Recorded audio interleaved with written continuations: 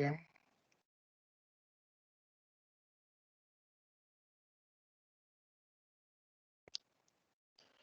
Muy bien, muchachos. Entonces, este capítulo es muy importante, como todos, pero en este caso fundamentalmente porque está relacionado con mucha clínica que van a tener que ver ustedes dentro del desempeño de esta especialidad. Está relacionado con, por decirles, con las emergencias obstétricas hemorrágicas, ¿no? Está relacionado también todo este tema con problemas que puede haber en el cordón umbilical, circulares, prolapsos, estrecheces, quistes, traumatismos, hematomas en el cordón umbilical, las mismas membranas, ¿no? Que pueden romperse anticipadamente, el líquido amniótico en su formación, mucho o poco líquido. Todo esto va a condicionar una serie de patologías, como por ejemplo retardo del crecimiento o restricción del crecimiento intrauterino, cuestiones de restricción de la misma circulación placentaria que va a condicionar un infarto de, la, de los cotiledones. Recuerden que más o menos la superficie de absorción de las vellosidades coriales son cerca de 14 metros cuadrados. Según los estudios realizados sobre anatomía patológica, pues el hecho de que el 50% de esta superficie se afecte recién va a dar motivo a alteraciones de repente tanto en la nutrición como en la oxigenación del producto de la gestación. Entonces, como verán, es importante poder enlazar esta patología con muchas de las patologías, especialmente de emergencia, que se vayan a encontrar en el desarrollo de la obstetricia en general. Y empezamos, ¿no?, con las anomalías de la placenta. Una de las anomalías viene a ser la configuración o placentación anormales. Este capítulo va a tener mucho, se parece mucho a una clase de anatomía patológica, porque fundamentalmente vamos a ver cómo se constituyen de una manera organoléptica, macroscópicamente, estas placentas. Y ustedes tienen ya una idea más o menos de la constitución microscópica, ¿no? El espacio interpelioso, la barrera placentaria, en donde está conformada por el sincitotrofoblasto, luego el citotrofoblasto, luego el tejido conjuntivo que lo sostiene, y finalmente terminamos con el endotelio, ¿no?, de los vasos capilares de las vellosidades. Entonces, a todo ese nivel influye las diferentes anomalías que vamos a mencionar en esta oportunidad. Entonces, en cuanto a la configuración o presentación anormales que puede presentar la placenta, tenemos placentas múltiples con feto único, lóbulo subcenturiato, placenta membranácea, anillada, fenestrada, una placentación también extracoriónica, dentro de ellas la circunvalada o la circunmarginada, y placenta ácreta, íncreta y pércreta. Algunas de estas seguro que ustedes ya han podido tomar conocimiento en las prácticas o también como parte de otras patologías obstétricas. Así como vemos las placentas múltiples, por ejemplo, también se llama bipartita o bilobulada. O sea, es una sola placenta, pero que está bilobulada, ¿no? Hay una división incompleta, ¿no? Y los vasos fetales se extienden de un lóbulo a otro antes de unirse para formar el cordón. O sea, es una sola placenta. ¿Por qué? Porque comparten la circulación también, ¿no? La misma circulación de los vasos fetales. La frecuencia es 1 cada 350 partos. ¿Qué significa? De repente, ¿cuántas veces hemos tenido retenciones placentarias, ¿no?, en el alumbramiento, tanto en partos vaginales como por cesárea? Hemos visto que de repente ha salido la placenta incompleta. ¿No sería que se trataría de una placenta bipartita o bilobulada? A veces sale a pedazos, ¿no? El segmento retenido, la parte de la placenta retenida que puede pasar desapercibido, ¿no? Y eso variar de repente la frecuencia en cuanto a las estadísticas. De igual manera, es un comportamiento semejante, es el lóbulo subcenturiado, ¿no? O subcenturiata. Se viene a ser un lóbulo, puede ser 1, 2, 3, accesorio, ¿no? Y que se desarrolla en plenas membranas, en la periferia de la placenta principal, de la trota principal. Y tiene conexiones, obviamente, vasculares de origen materno. De tal manera que imagínense también un parto, atendemos un parto, sea por la vía que sea. Tenemos que revisar siempre la placenta, porque si vemos membranas incompletas, no vaya a ser que o bien se han retenido solo membranas, o bien se han retenido membranas con un lóbulo accesorio, y que esto puede condicionarnos en el puerperio hemorragias y atonías, hipotonías uterinas que amerita hacer un curetaje, y de repente en el curetaje vamos a recién y vamos a confundir que de repente es un cotiledón, pero si revisamos a la placenta estaba completa, ¿no? Y más bien las membranas no estaban completas, y al hacer el curetaje encontramos tejidos compatibles con cotiledón, lo más probable es que se trate de un lóbulo subcenturiato, ¿no? La frecuencia es también el 5%, de 100 partos en 5 podría darse, es un poco más frecuente que la placenta bipartita. Complicaciones, como todo tipo de alteración placentaria, es una retención, ¿no?, del óvulo luego del parto. Obviamente, cuando sospechamos, cuando después del parto sigue sangrando. ¿Por qué sangra? Si el útero está bien contraído. Y es que hay un segmento de la placenta que ha quedado que no deja que ese segmento donde está implantado este lóbulo centuriato se contraiga, y por ahí, parcialmente desprendido, por esa parte sigue contrayéndose. Placenta también membranácea, muy rara, de presentación excepcional, pero si ven, esta es la placenta, digamos, la torta placentaria, y aquí es más, son como las membranas, el amnios y el corium, pero que aquí hay vellosidades coriales funcionantes, o sea, que hay circulación, pero en plena membrana. Es lo que llamamos la membrana, la placenta membranácea, o sea, que las membranas tienen prácticamente vellosidades coriales y que por ahí circula. También hay algún grado de intercambio. Igual esto se puede ver, es muy frecuente verlo cuando hay una placenta previa o en un acretizo placentario. Como está tan pequeña, tan delgada la membrana corioamniótica, al haber vellosidades, hay invasión trofoblástica, puede llegar tranquilamente al miometrio e invadirla anómalamente, ¿no?, y condicionar la presentación de un tipo de acretismo. La placenta anillada, de igual manera, ¿no?, puede corresponder a un tipo de placenta membranácea, en donde por alrededor nada más se van formando las vellosidades. Generalmente la más frecuente es en herradura, casi como este caso, no completa el anillo, porque el resto se puede reabsorber, solamente quedan las que tienen mayores vellosidades, ¿no?, por atrofia, como se dice, de una parte del anillo. Presentación 1 cada 6.000 partos, imagínense. En el honorio, en promedio, atendemos 6.000 partos anuales. Quiere decir que deberíamos de encontrar en el honorio por lo menos una placenta por año, ¿no?, de este tipo. ¿Cuántas habrán sido hemorragias y nosotros lo hemos solucionado con curetaje por retención de placenta? Pero quién sabe, habrá sido una placenta anular. La placenta fenestrada, ¿no? No existe porción central, aquí, como que aquí le faltase, ¿no?, un cotiledón de repente, ¿no? Sucede que verdaderamente no se forma ahí por atrofia lo focal, diríamos, de las vellosidades coriales. A veces hay hasta un orificio verdadero, aquí por lo menos se ve, probablemente sea corium, ¿no?, lo que estemos aquí. Y el resto es perdón, este es el amnios y esto sea el corio, ¿no?, donde están las vellosidades coriales. Entonces, realmente aquí el defecto solo compromete el tejido velloso, conservándose la placa coriónica, ¿no es cierto? Clínica puede producir también, buscar de repente, si encontramos la sale así, decimos, aquí falta un cotiledón. Entonces llevamos al curetaje, hacemos el curetaje y no encontramos nada. O sea, pues decimos, nos puede llevar erróneamente a hacer un curetaje pensando que se ha retenido un cotiledón, pero no. Entonces estaríamos frente al caso de una placenta fenestrada. La placenta extracoriónica.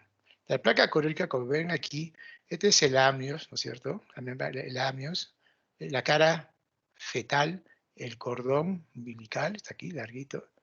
Pero miren, el amnios generalmente tiene que cubrir, porque esta parte periférica es el corium. Pero miren, el corium se queda más pequeño, ¿no? El corium no abarca toda la superficie de la torta placentaria. El corium está aquí, y este es el amnios, perdón, entonces el amnios bien clarito, y este es el corium. Entonces, es más pequeña que la cara obviamente, ¿no? La coriónica más pequeña que la placa basal de la placenta. En la periferia permanece entonces descubierta, ¿no? En la periferia de la placenta viendo por la cara fetal. La superficie fetal se ve un anillo, ¿no? Este anillo que vemos aquí, que está por un repliegue del saco amniótico y el corion. Se arremolina aquí. Esta es la famosa placenta circunvalada. Pero cuando vemos que este repliegue, ¿no? No tiene la depresión de esta unión entre el amnios, ¿no? Y el corion, hablamos de una placenta circunmarginada. Pero obviamente siempre queda descubierta la zona coriónica en la periferia de la placenta. El riesgo, ¿no? El riesgo de estas placentas siempre es desprendimiento, prematuro de placenta, ¿no? Mayor riesgo de hemorragia, como vimos, antes del parto, porque con las contracciones ya se comienza, puede sagrar la parte periférica, como estamos viendo aquí, del corion, periférica de la placenta. Asociado a mortalidad perinatal, también a malformaciones fetales. Y alteraciones también al nivel el nivel de invasión, ¿no? Del trofoblasto en el miometrio atravesando la decidua, pues, ¿no? Que son variaciones dependiendo si solamente se queda, si respeta, solamente invade la decidua, pues es una invasión, es una presentación normal. Pero si vemos que aquí ya abarca al músculo, es una placenta ácreta que se encuentra en un 79% según las estadísticas. Una íncreta, cuando ya agarra la pared del útero, ya llega a invadir más allá de las arterias celicinas. Y la pérgeta, aquella que atraviesa a toda la placenta e incluso puede, si por aquí, depende de dónde esté ubicada la placenta, está en la pared anterior, vecina, qué tejido tenemos o qué órgano, está la vejiga, puede invadir la vejiga. Y la paciente puede tener episodios de hematuria, porque ya vemos, es un signo de que ya está invadiendo de repente la placenta, ¿no? Pérgeta a la vejiga, como puede ser también al intestino, puede también hacer al colon, ¿no? Entonces, mucho cuidado con este tipo de patología, que es parte de estas anomalías placentarias, ¿no?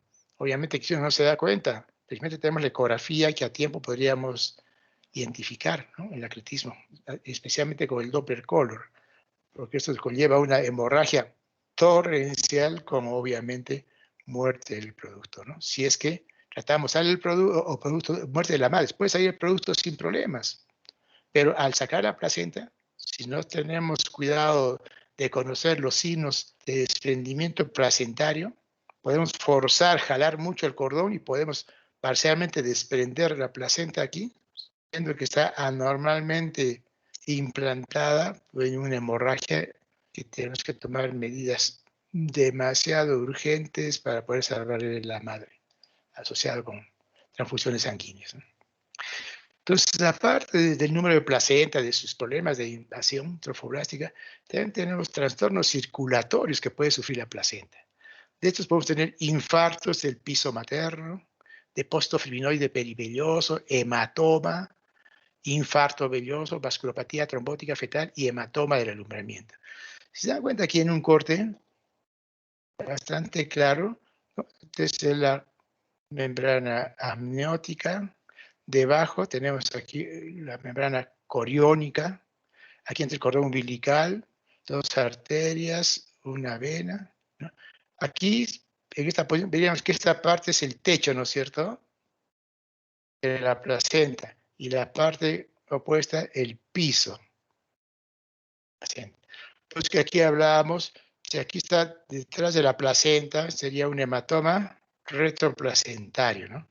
Aquí está el hematoma también, que aquí está en marginal, un hematoma marginal está prácticamente en los márgenes de la placenta. Aquí que vemos, ¿no? Aquí podemos ver un hematoma debajo del amnios, o sea, subamniótico. Aquí un hematoma, ¿no? También puede ser debajo del corion, subcoriónico. Conociendo, ¿qué tal si es que hay depósito fibrinoide perivelloso? Estas son las vellosidades. Aquí en todo el espacio de la vellosidad, o sea, cercano al sincítio trofoblasto y este tejido fibrinoide comienza a infiltrar el sitio trofoblasto, va a engrosar la membrana, prácticamente la barrera placentaria, y va a condicionar problemas de la irrigación, ¿no? En general. Como saben ustedes, este es el espacio perivelloso, ¿no es cierto? Y aquí tenemos los tabiques que van formando los cotiledones respectivos. Entonces, visto así, vamos a ver qué condiciona cada una de estas presentaciones en cuanto a trastornos circulatorios de la placenta. El infarto del piso. Como vemos aquí, aquí está en el piso de la placenta, que debe estar representado por quién, esta parte, ¿no? Esto es por donde ingresa prácticamente los vasos uteroplacentarios hacia el espacio intervelloso. Va a ofrecer menos posibilidades de oxigenación y de nutrición. Pero es una parte pequeña, no da mayor compromiso, ¿no? Pero si fuese más cotiledones, más del 50% de la superficie de absorción, o sea, más de 7 metros cuadrados, ya puede dar trastornos ya severos en la nutrición y oxigenación del producto de la gestación.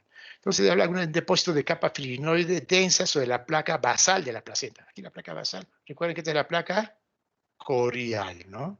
Y la placa basal, aquí, esta es la placa basal, la rosadita más inferior de aquí viene a ser el músculo, ¿no? El miometrio. Y aquí, miren, está toda prácticamente los úteros los vasos uteroplacentarios también. Por lo tanto, a ese nivel va a producir el bloqueo del flujo sanguíneo materno normal, ¿no? Porque para que entre al espacio intervelloso, ¿qué condiciona? De acuerdo a la extensión de este infarto del piso materno. Restricción del crecimiento, aborto espontáneo, depende de la edad gestacional también, parto prematuro, hasta incluso óbito fetal, ¿no? Se desconoce la etiopatogenia, generalmente asociada cuando la madre puede tener alguna patología en cuanto a su problema de coagulación. El depósito fibrinoide perivelloso, como su propio nombre lo dice, ¿no? Está alrededor de las vellosidades, este depósito de fibrina. Y macroscópicamente se puede ver al hacerlas el examen de la placenta. Vamos a ver aquí unos nódulos pequeños de color amarillo blanquecino dentro de la placenta, que obviamente es un signo normal de envejecimiento placentario, siempre y cuando que este depósito fibrinoide pues no interrumpa, ¿no?, el intercambio de nutrientes y de oxígeno hacia el producto. Realmente se sigue, ¿por qué? Porque hay una éstasis sanguínea y depósito de fibrina en torno a algunas de las vellosidades, ¿no? Se ven uno que otro, así nódulo blanquecino, pues bueno, no le va a afectar a la circulación en general, ¿no? Hay distribución de la oxigenación en estos infartos, pues, obviamente, ¿no? Ahí no va a pasar fácilmente el oxígeno y los nutrientes hacia la circulación fetal, pero sí puede conducir esto, ¿no?, al primero, ¿no? ¿Con quién se encuentra primero el depósito de fibrinoide? Con el sincítio trofoblasto, pues hay necrosis del sincítio trofoblasto. Esto puede condicionar, de acuerdo a la intensidad de este compromiso del depósito de fibrinoide perivelloso, restricción, obviamente, ¿no?, como se entera, del crecimiento intrauterino, o si este depósito es mayor del 50% de la superficie de absorción de la vellosidad, pues vómito fetal, ¿no? Igual tenemos hematomas, ¿no? El retroplacentario, el marginal, como hemos visto, trombosis subcoriónica y el hematoma subamniótico. Infarto velloso, también, ¿no? Podemos ver que aquí en la vellosidad puede haber un infarto que no deja pasar la circulación. Las vellosidades coriónicas reciben oxígeno. ¿Solo de quién? De la circulación materna. No viene de aquí el oxígeno, viene de la circulación materna hacia el espacio intervelloso y de ahí llega, pues, a las vellosidades coriónicas y de ahí se distribuye a tanto el oxígeno como para deshacerse también de sus desechos, ¿no? Entonces, las enfermedades uteroplacentarias que obstruyen, ¿no?, el paso de los vasos uteroplacentarios en cuanto a su circulación, eso va a condicionar que él también se infarten. Si no hay oxígeno, se va a infartar sin necesidad de que haya aquí, dijimos que había también fibrina, ¿no? En este caso, simplemente por falta de oxígeno, un infarto velloso. Obviamente esto puede llevar a una placenta insuficiente porque no está captando la suficiente cantidad de oxígeno ni nutrientes.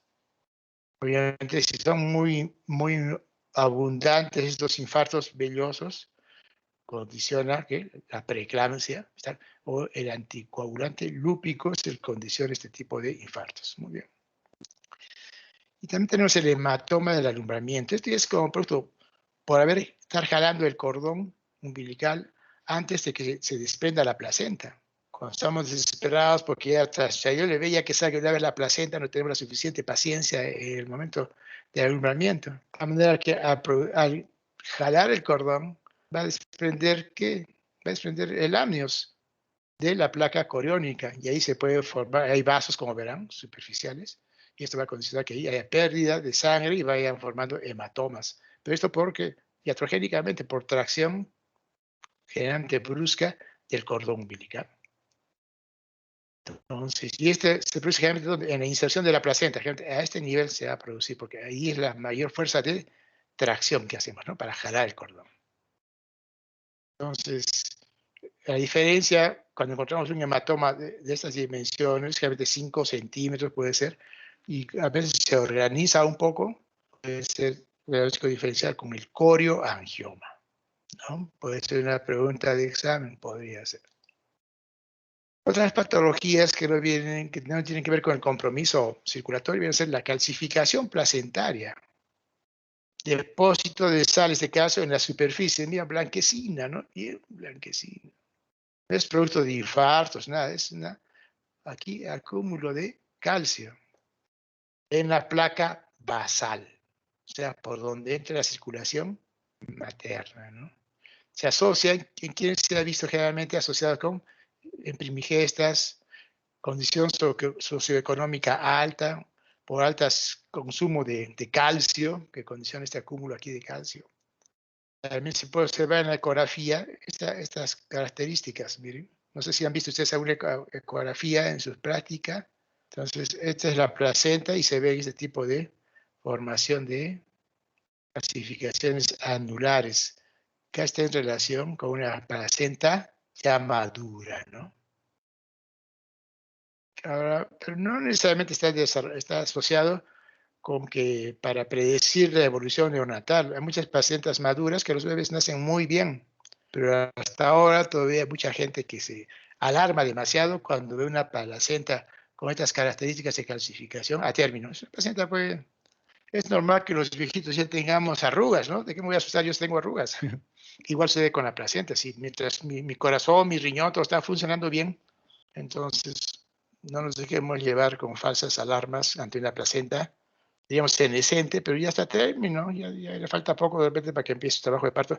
Y el producto de la gestación está creciendo muy bien, no tiene mayores signos, ¿no es cierto? De alteración del bienestar fetal. Muy bien. También hablamos de lesiones por hipertrofia de las vellosidades. También las vellosidades se pueden hipertrofiar, ¿no es cierto? Así como hemos visto, ¿no? Pueden ser bien rechonchas, bien gorditas, decimos. Generalmente eso se encuentra en eritroplastosis grave e hidropesía fetal, ¿no? Por problemas de factor RH. En pacientes también diabéticas, en insuficiencia, pacientes con insuficiencia cardíaca congestiva, más edematizadas, pacientes y sífilis materno-fetal. También se da este tipo de placenta. No solamente hipertróficas, sino también bastante grandes, bastante en sus tamaños, que pueden hasta llegar a ocluir el orificio cervical interno y condicionar la presencia de placenta previa. En cuanto a los tumores placentarios, no son muy frecuentes, pero dentro de los que se encuentran y se describen son la enfermedad trofoblástica, ¿no? Que ya conocen ustedes, trofoblástica gestacional, el corioangioma, que lo vamos a describir de alguna manera, y también pueden ver tumores metastásicos, tumores de otros tumores cancerosos que pueden dar metástasis a la placenta. Vamos a ver. Enfermedad trofoblástica durante el embarazo, ¿no? Aquí vemos una mola, miren ecográficamente, miren la característica es las vesículas, ¿no? Como uvas. Aquí y aquí hay una parte fetal, nos parece que es el polo cefálico de un fetito, y con la placenta, ¿cuántas características? Lo más probable es que se trate de una placenta parcial, ¿no? Una parte es la placenta de hidrópica y otro es el fetito. Y aquí solamente se ve pura placenta, es la placenta completa o total. Aquí las características macroscópicas, ya las vesículas. Esto es típico. Si la paciente tiene un embarazo molar, está de 8 o 10 semanas, empieza a sangrar y vemos salir estas vesiculitas, ya este diagnóstico está hecho, ¿no? Ya saben el tratamiento cuál es, un curetaje. Depende también del edad gestacional para ver por qué vía se puede eliminar o con qué cuidados, ¿no? Estas vesículas. Y aquí ven más o menos una imagen, de igual manera, la placenta hidrópica, y aquí una placenta, entonces, una mola hidatidiforme total o parcial. Que ha llevado, parece aquí veo el útero, ha llegado a la histerectomía, ¿no? Y de aquí han sacado la placenta que estaba metida dentro del útero. Entre los otros tumores, también hablamos del corioangioma. Son tumores, los únicos tumores benignos de la placenta. A simple vista no miran la placenta y mira cómo sobresale por el amnios, ¿no? La membrana amniótica, esta tumoración. Aquí vemos otra toma, también mira la tumoración. A la ecografía se ve una tumoración hipoecoica, ¿no? Redondeada, bordes bien definidos, cerca a la superficie coriónica o amniótica y protruye pues hacia la cavidad, ¿no? Amniótica. Empuja el corium y al amnios. En el Doppler se hace el útero full circulación que hace crecer a este colangioma, de tal manera que depende del tamaño hasta puede condicionar a una anemia en el feto, ¿no? Aquí hace más de 5 centímetros, anemia fetal y condicionar también una hidropesía por este desbalance que produce por anemia, ¿no? Hidropesía porque pues, insuficiencia cardíaca en el feto, condicionar también parto prematuro, anomalías de líquido amniótico, puede dar polidramios también o puede dar RCI. ¿Se dan cuenta, Miatro, lo que he mencionado de alguna manera? Diversas patologías que ocurren en la placenta para condicionar, miren, parto prematuro, restricción del crecimiento, hasta hidrops fetal no inmunológico, ¿no? Porque la causa no es el problema anti-D, sino es el problema de esta tumoración. Felizmente es benigna.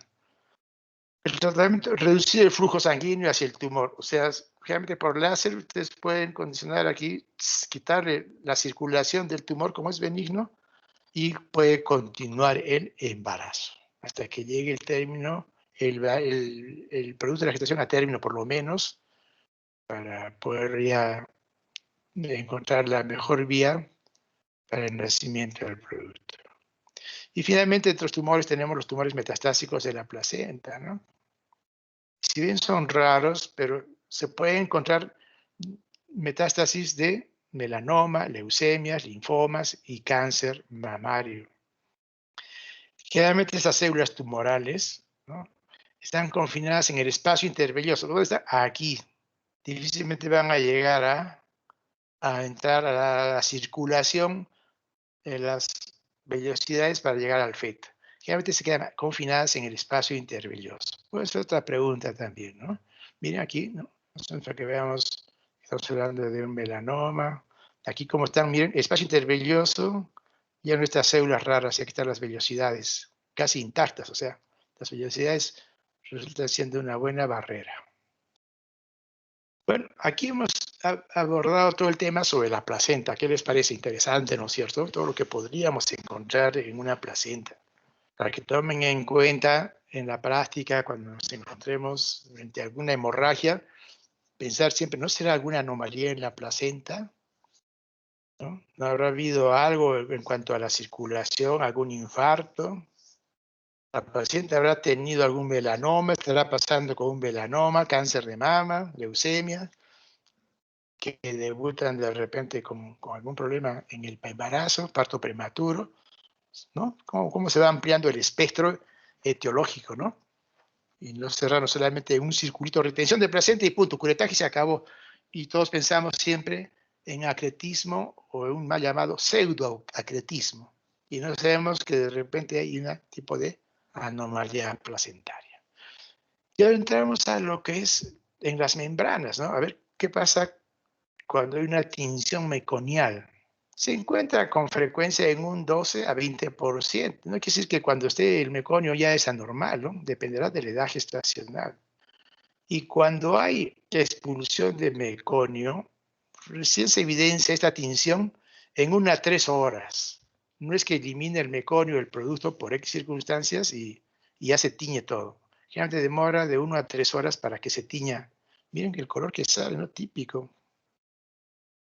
Cuando la exposición ya es prolongada, estamos hablando pues más de 8 o 10 horas que esté el líquido dentro del líquido amniótico o sus membranas, ya comienza a impregnar a las membranas a las mismas vellosidades.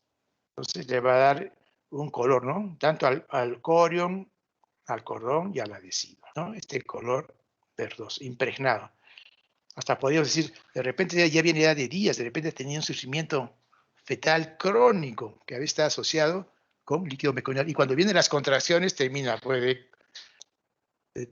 prácticamente de brotar ya el sufrimiento crónico y se convierte en sufrimiento fetal agudo. ¿Cómo sabemos que es agudo? Cuando encontramos que DIPS, ¿no? Generalmente DIPS 2. Entonces, eso puede ser condicionado con un feto con RCU, por decirlo, ¿no? De todas maneras, siempre es difícil precisar el momento de su expulsión. Estamos hablando del meconio. Ahora, ¿y por qué en todo caso pues, se retiene el meconio? Todo el líquido amniótico debe ser verdoso. No.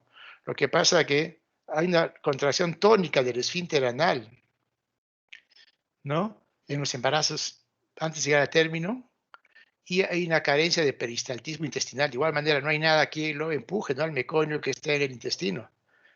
El pretérmino tiene esta característica, ¿no? Tiene buen tono del esfínter anal y no hay peristaltismo. Es que quiere decir, cuando llega a término, ya podría haber algún grado de peristaltismo por la misma maduración en general, y podría eliminarse y salir ligeramente verdoso. Una cosa es que sea pues, puré de alberjas y otra cosa es que sea levemente verdoso, ¿no? Claro, fluido. Otro es que sea espeso, verde oscuro, casi como brea, ¿no? Entonces, en los efectos post-término, ya 30% pueden presentar tinción, que vendría a ser normal. Y en 30% de los post-términos, ¿de qué estamos hablando? ¿De qué edad gestacional? Más de 42 semanas, ¿no es cierto? Puede también darse por estimulación del nervio vago. ¿En qué casos? Compresión de la cabeza o del cordón, cuando hay circular de cordón, y, y esto no indica que haya sufrimiento fetal, simplemente es una estimulación del vago, sin que haya compromiso, ni acidosis, ningún compromiso en el feto, simplemente por cabeza o por el cordón. Cuando sí lo asociamos con acidosis o con sufrimiento, de tal manera que el producto nace con un ABAR bajo, ¿no? Menos de 4, por decirles, ¿no? Cuando hay acidosis, entonces, ¿qué produce? Hay hipoxia. Y la hipoxia produce, normalmente dijimos que había contracción tónica, ¿no? La hipoxia produce una, una relajación del esfínter anal y jadeo del feto. Y al jadear, ¿qué significa? Que está introduciendo aire o líquido amniótico en los pulmones. Y si este líquido está lleno de meconio, se va a producir el síndrome de aspiración meconial.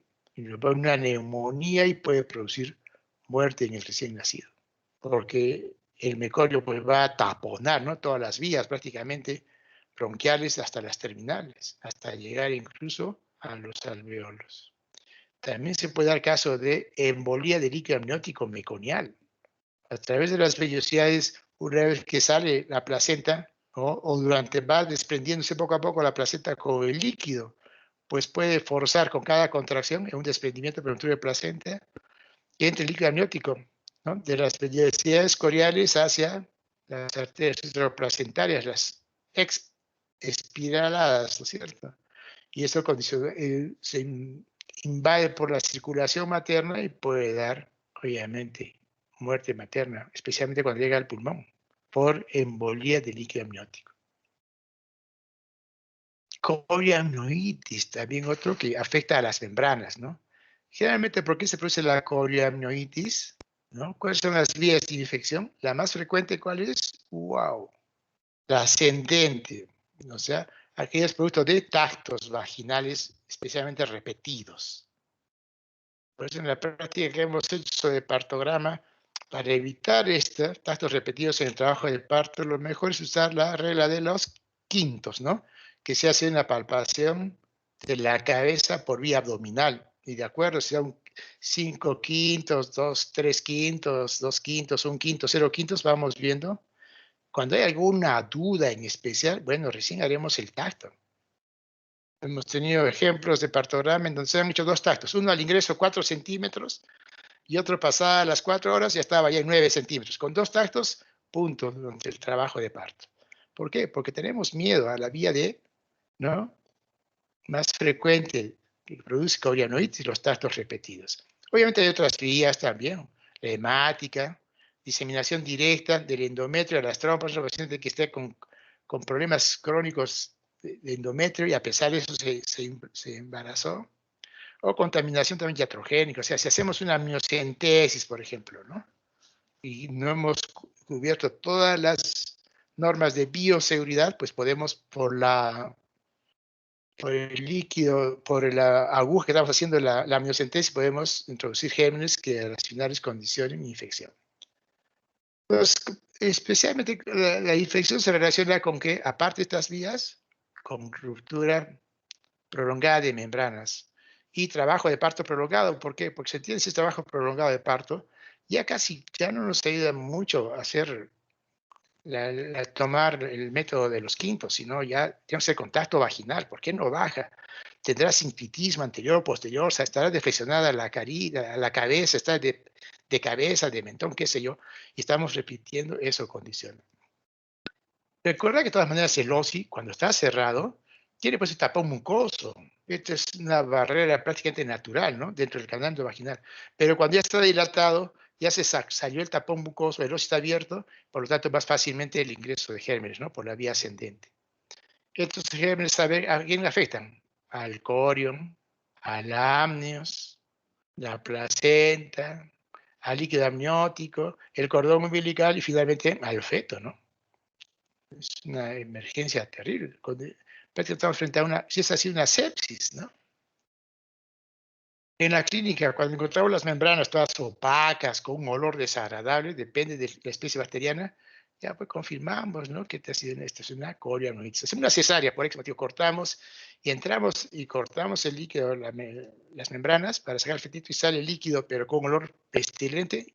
En una paciente que tenía fiebre, definitivamente ya tendríamos todo el derecho de pensar que estamos frente a una corianoides. Y la coriamnitis oculta, donde no necesariamente viene con contracciones, pero no vemos, no hay fiebre, no hay taquicardia. Es una causa también, ¿no? De parto prematuro, está con contracciones, pero ¿qué ha condicionado? Que venga probablemente una coriamnitis que ha pasado desapercibida, ¿no? Lo más frecuente son la RPM, ¿no?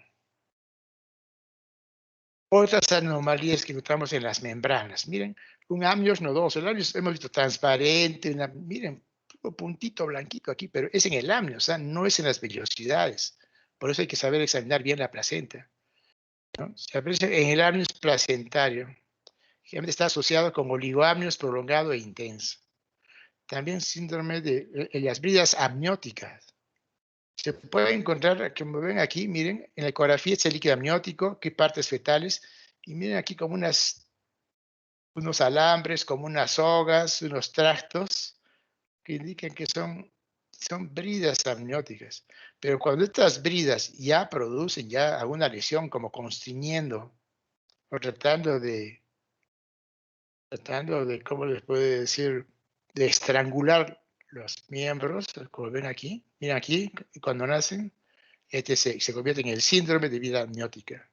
Generalmente está asociado con restricción de crecimiento intrauterino y también el desarrollo, el mal desarrollo de las estructuras estranguladas, ¿no? Como verán aquí, este miembro, ya, por sectores. Explicación cuando se ha producido por algún motivo una ruptura de membranas y se ha vuelto a pegar, estando con un embarazo temprano. 18, 20 semanas, hacemos reposo, al pegarse el amnios, después de haberse roto por X circunstancias, pues se van formando estas bridas. También alteraciones en cuanto al cordón umbilical, pueden ser o muy grandes o muy pequeños. Longitud normal 50 a 60, ¿no es cierto? Pero cuando es menos de 50, en promedio menos de 40 centímetros, está asociado con restricción de crecimiento, malformaciones, sufrimiento fetal y puede aumentar al doble el riesgo de muerte, más que todo por desprendimiento de placenta a veces, ¿no? Cuando forzamos de repente un parto vaginal. Al sacar al bebé también se lo sale la placenta por detrás, porque con 40 centímetros o menos, imagínense, y saliendo por la vagina. Y cuando son muy largos está asociado con, obviamente, prolapsos de cordón, nudos fácilmente más todavía se anudan, anomalías, también sufrimiento fetal y pérdidas fetales, claro, si está asociado a prolapso, ¿no es cierto? Miren aquí, ¿no? Cuando es entre más largo el cordón, más posibilidades de que también se formen circulares de cordón. También el diámetro influye, ¿no? Cuando son diámetros muy pequeñitos, son delgaditos, está asociado con crecimiento, con restricción de crecimiento. Cuando es un diámetro mayor, está asociado a macrosomía. Los giros también del cordón umbilical, miren, aquí no hay ningún giro comparado con otro que tiene full giros, ¿no? También el número de vueltas tiene que ver mucho también para determinar algún tipo de patología. Y se puede ver por ecografía, ¿no? Pocos giros que vemos aquí está asociado a pérdida fetal y muchos giros tienen que ver con RCU, acidosis o asfixia fetales durante el parto. De igual manera, ambas patologías, muchos o pocos giros, también está asociado con trisomías o arteria umbilical única. Vamos aquí, mi arteria umbilical única es una sola arteria, una vena, una arteria, una vena, una arteria, una vena. También el número de vasos influye, como anomalías del cordón umbilical, arteria umbilical única, solamente son dos arterias y una vena, ¿no es cierto? Cuando es una arteria umbilical única se asocia, es aislado, generalmente no se asocia con anomalías, pero sí es que lo pueden presentar en diabetes, epilepsia, preeclampsia, oligo y polidramnios, anomalías cromosómicas. Hay casos muy rarísimos que tienen 4 vasos, o sea, hay 2 arterias y 2 venas, generalmente asociados sí con mayor proporción a anomalías cromosómicas o congénitas. Y también puede haber una arteria umbilical fusionada, ¿no? Por lo tanto, las dos arterias están prácticamente en una, pero con una buena luz, ¿no? En cuanto a las anomalías en relación a la inserción del cordón, también el cordón se puede insertar en el centro, lateral o en la periferia, ¿no? Inserción marginal, se inserta en el borde de la placenta. Aquí mismo está en el borde de la placenta. 7% de los casos. Inserción bifurcada, o sea, significa que tiene poca gelatina de Wharton y antes de unirse a la placenta, aquí está unida a la placenta. En este caso, miren, antes de unirse a la placenta, el cordón ya se está distribuyendo sus vasos en plena membranas. Y si esto está ubicada, imagínense, en el óseo abajo, como una placenta previa, se llama, pues, ¿no? Un tipo de hemorragia, ¿no? Aquí, inyección velamentosa, que es sí es importancia clínica. Prácticamente viene a ser esta también, como una vela, miren, la inyección se abre. Los vasos se abren dentro de las membranas antes de llegar al borde placentario. Y como no tienen prácticamente estos vasos gelatina de Wharton, como la tienen en esta parte, fácilmente pueden ser comprimidos y por lo tanto alterar la circulación, ¿no? Para el producto. Incidencia 1%. Finalmente, interrupción del flujo sanguíneo. Aquí vamos a ver de qué manera se puede interrumpir a nivel del cordón la sangre que entra o sale de él. Pueden ser nudos, circulares, presentación funicular, estenosis, estrechamientos, hematoma, quistes, trombosis, dilatación circular. Nudos falsos. Son ligeros abultamientos, como varices, pero no que vienen a ser como un nudo verdadero, ¿no? Esos son los nudos falsos. Hay que saber distinguir para uno no alarmarse tanto. Nudo verdadero, sí, generalmente se produce por movimientos activos del feto, ¿no es cierto? Se mueve el feto y solito se mueve cuando tiene pues, la suficiente movilidad. Estamos hablando de las 16, 18 semanas, ¿no? Y se puede formar el nudo cuando se mete sobre, cuando son también cordones largos, ¿entienden? 1% en gemelos monocigóticos. Miren aquí, este es el cordón de un gemelo y otro cordón monocigótico, o sea, no había amnios. Y ellos entre ellos se andaban jugando y hasta que llegaron a enredarse. Miren, puede ser, ¿no? ¿Se imaginan un parto vaginal en gemelos con esto? Se mueren los dos, ¿no? Porque fácilmente es comprimido por la contracción uterina. Entonces, ahí se interrumpe el flujo sanguíneo y puede dar problemas en los fetitos, los gemelos. De igual manera, circulares, que hemos visto aquí, mira, los circulares así nacen. El 20 a 34% de los partos pueden presentarlo, ¿no? Como simple, doble 2.5 a 5% y triple de 2.02 a 0.5%. Generalmente es poco frecuente que afecte una evolución del perinatal, ¿no? Generalmente pueden tener su parto normal, obviamente bajo una estricta monitorización. Hecho el diagnóstico, por ecografía se hace tranquilamente el diagnóstico y ya sabemos a qué riesgo podríamos someternos.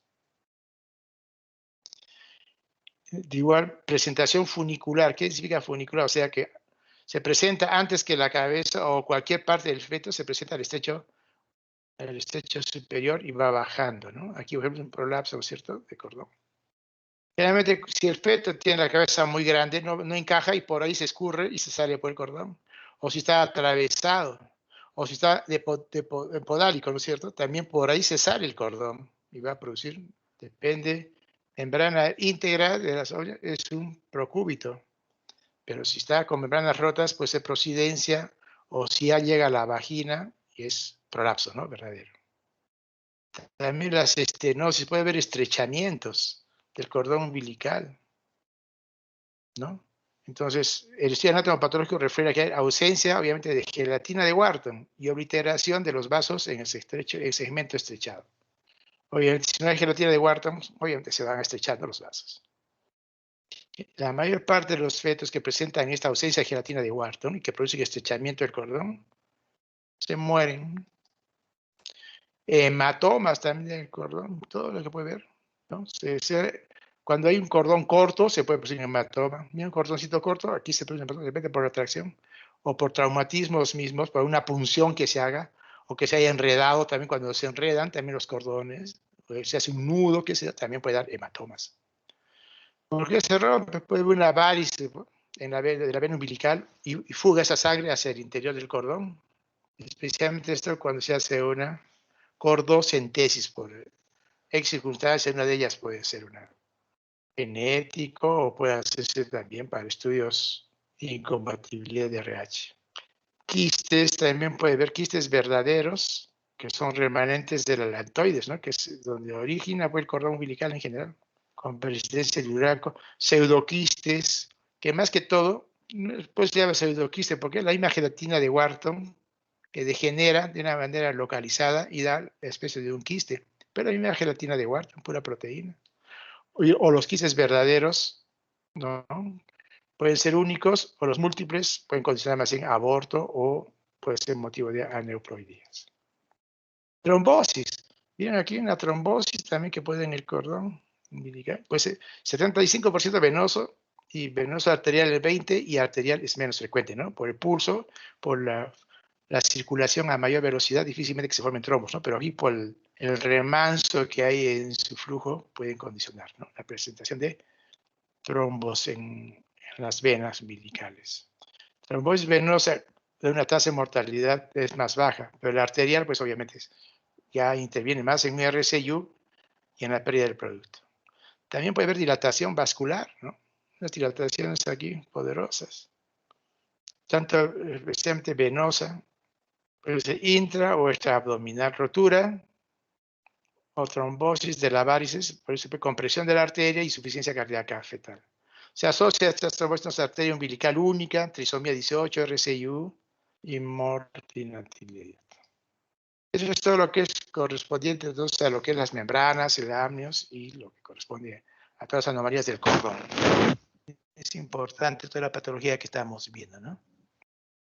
Y como último capítulo vamos a ver las alteraciones del líquido amniótico, ¿no? Ustedes ya habrán visto cómo se toma el líquido amniótico, ¿no? Qué cantidad se tiene. Generalmente se usa el ILA. ¿Qué es el ILA? Índice de líquido amnióticos. Se divide en 4 cuadrantes el abdomen a partir de como punto, es el ombligo, cuadrante superior derecho, superior izquierdo, inferior derecho.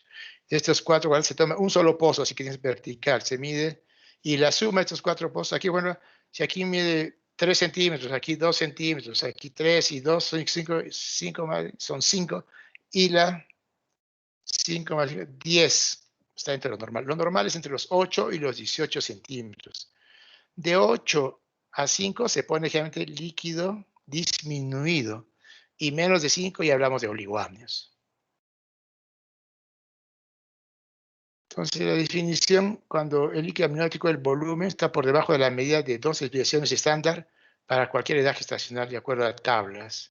Criterio clásico, oligoamnios, como la medida de ILA inferior a 5, cuando hablamos de oligoamnios. O la presencia de una máxima columna vertical. También se puede tomar de los 4, cualquiera de ellos, una máxima columna vertical.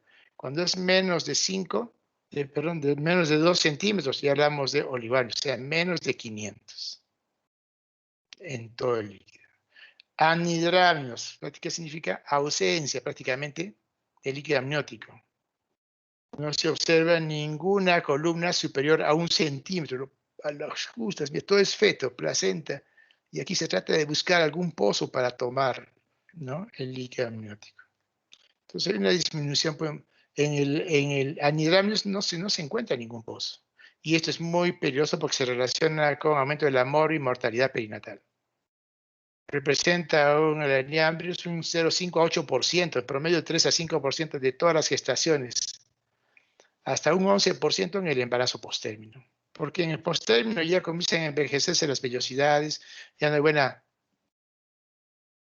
función de absorción tanto de oxígeno como de nutrimientos, de líquido, y por lo tanto se habla que hasta un 11% puede darse el anidramios en el líquido amniótico.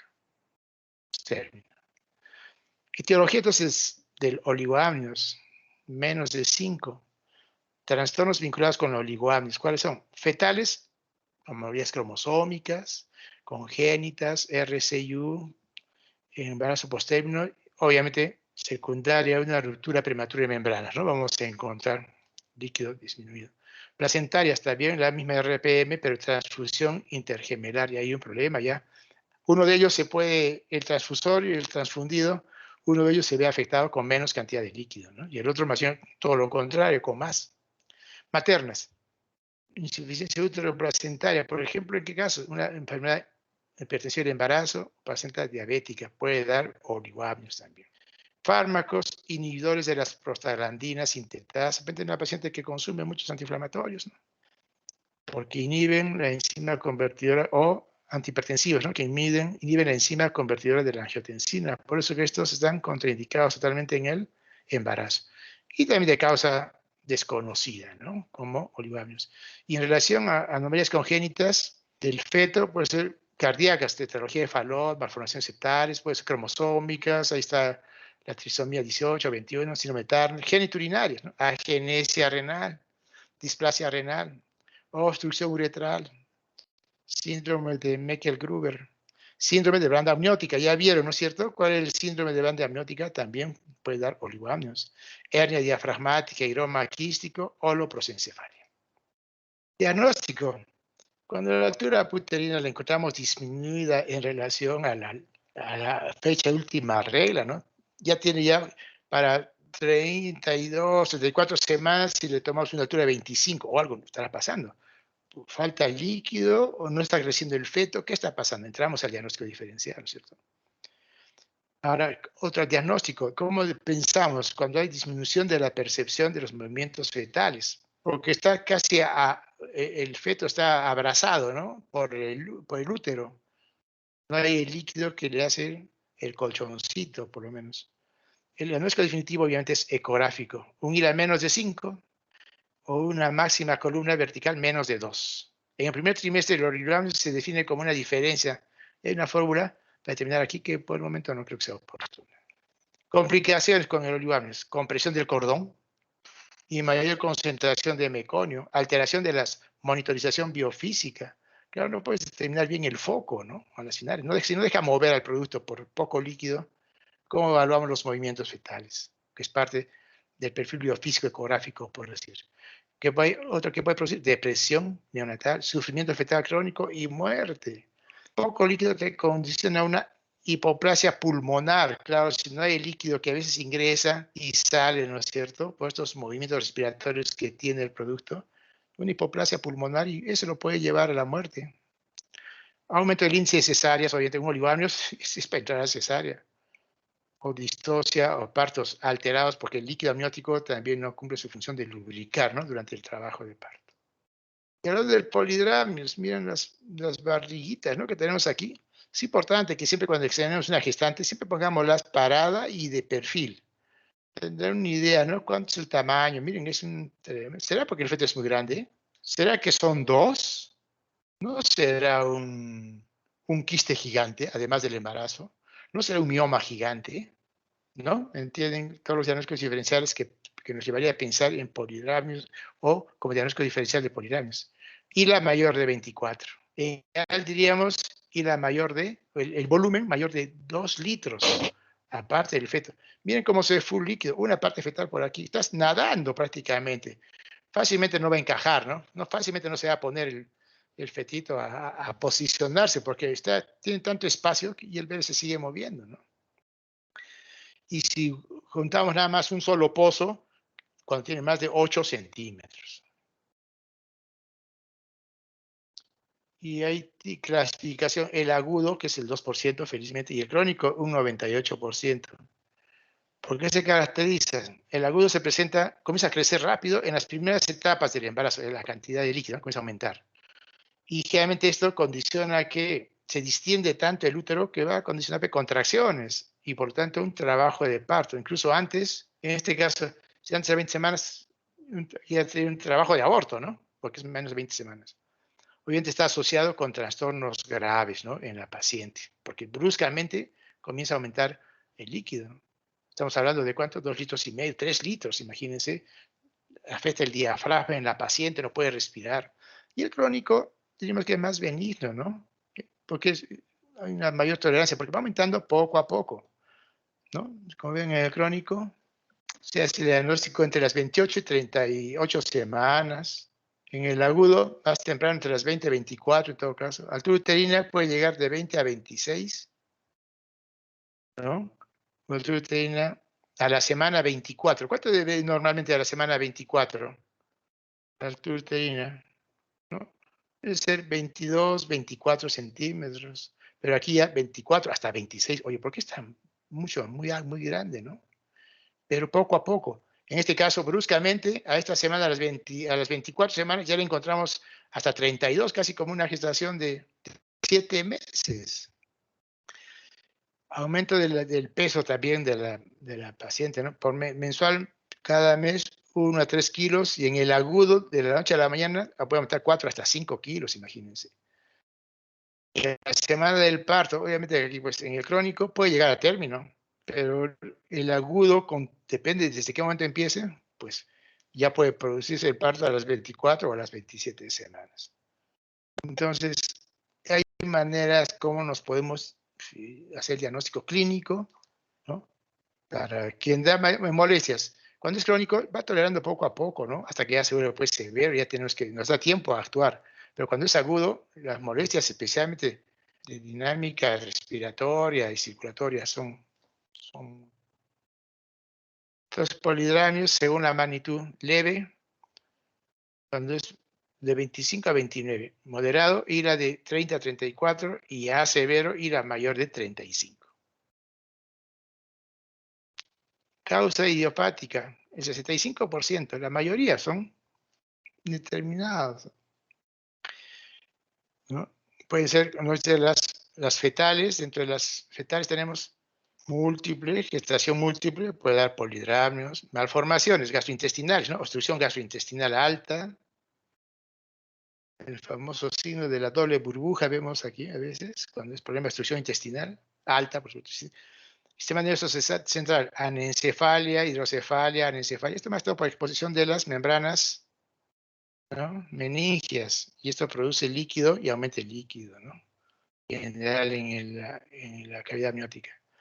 Respiratorias, quistes pulmonares, problemas cardiovasculares, esqueléticas, alteraciones cromosómicas, trisomía 13, 18, 21. En cuanto a las maternas, la paciente, si tiene diabetes, puede cursar también con polidramios o pacientes con inmunización SRH. Entonces, la presión ejercida dentro del útero distendido sobre los órganos adyacentes, ¿no?, que va a producir disnea, ¿no?, dificultad respiratoria, hasta edema, porque de alguna manera dificulta el retorno venoso de los miembros inferiores. Y obviamente, si hay poca oferta de líquido que llega a los riñones, puede condicionar, es raro, pero puede condicionar oliguria. Como siempre, depende si esto es agudo o crónico. En el agudo, problemas respiratorios, trastornos vasculares, pues, ¿no?, respiratorios.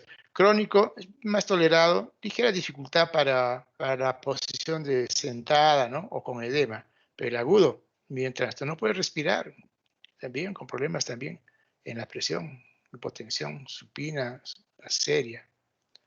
Desde el punto de vista clínico, entonces, la altura uterina mayor que la corresponde para la edad gestacional, ¿no? Dificultad para definir las partes fetales. Hay tanto líquido que tú quieres hacer las maniobras de Leopold aquí, casi imposible, ¿no?, si todo es líquido. ¿Dónde está la cabecita? ¿Dónde está el dorso? ¿Dónde está el polo podálico?